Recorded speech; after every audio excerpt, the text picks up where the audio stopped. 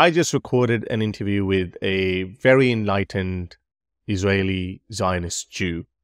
And as you guys know, that I also call myself a Zionist, which actually means a land for Jewish people. It's got nothing to do with religion.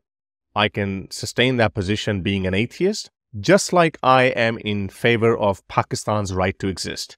Pakistan was also founded in the name of Islam, but what's done is done. There's a concept called historical conservatism. You have to move forward. Pakistani people have a right to exist, and they have a right to govern themselves the way they want to govern themselves. I am an ex-Muslim Pakistani atheist. I believe that Pakistan should be a secular country through peaceful means and dialogue and activism only. You cannot wipe Pakistan off the map. A lot of Indian Hindus question my ex-Muslimness by asking, how come as an atheist you support Pakistan's existence because it was founded in the name of Islam? And as I said, what's done is done.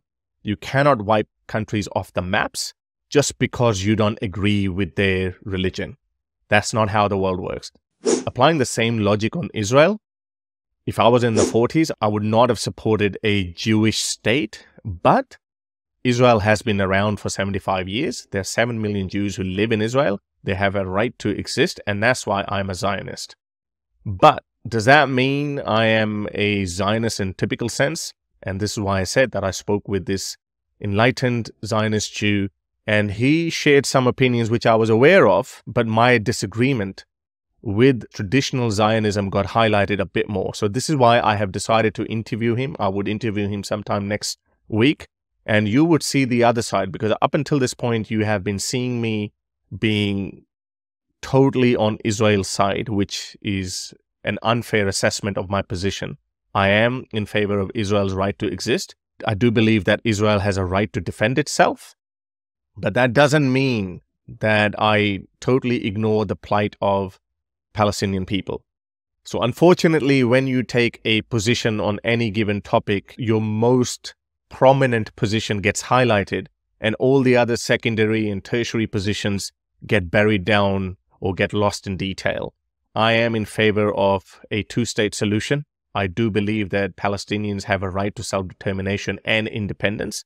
However, a lot of Zionists, a lot of Israeli Jews, atheist or Jewish, they are not in favor of a two-state solution. So this interview gave me this opportunity to speak for Palestinian people as well and push back on certain Zionist narratives, which, as I said, I've always held those views. I am against Israeli settlements. I am all for a two-state solution, even though I understand that a two-state solution is actually not in favor of Israel.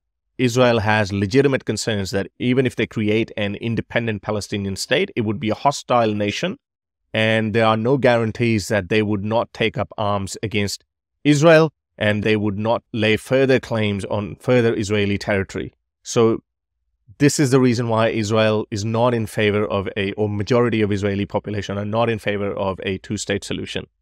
Unfortunately, be that as it may, things can't keep on going the way they have been going. Once Hamas is destroyed or significantly weakened, I think the West would have to pressure the Israeli government to find a workable solution, even though it may not be entirely in Israel's favor.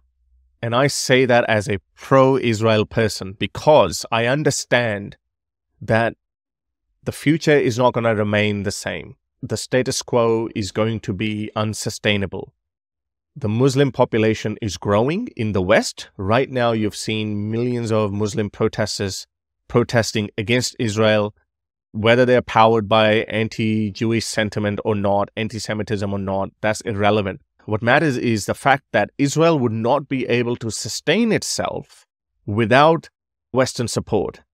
And unless you can expel every single Muslim from Western countries, you cannot guarantee this unwavering, unconditional support of the West for Israel.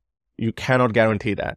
So right now, Israel is in the position of power. Right now, Israel can make decisions, a fair decision, but Israel may not forever have this luxury. What would you do when there are 20, 30, 40 Muslims in Congress?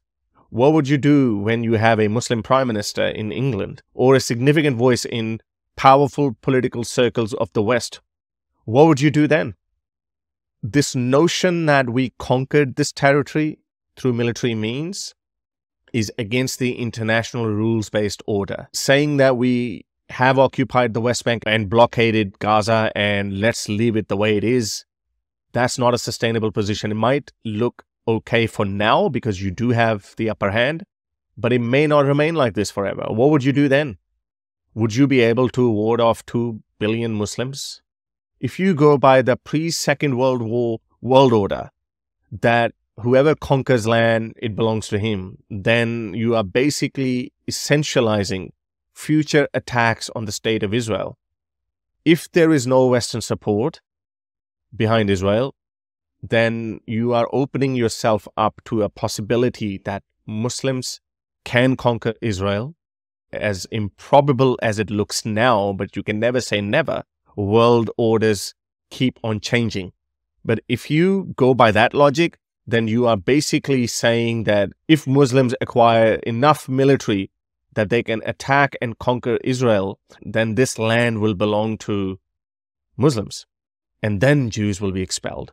So I think this is a very dangerous rhetoric by certain Zionists. And I think it's not in favor of Israel to keep the status quo, to keep carrying out business as usual. It's not in favor of Israel. And I think this is why it is important for Israelis to popularize the narrative of a two-state solution, because eventually it would work in Israel's favor. But having said that, this is my view, and this is where I disagreed with this young man from, I believe he lives in Miami, Florida, and he's a Zionist Jew.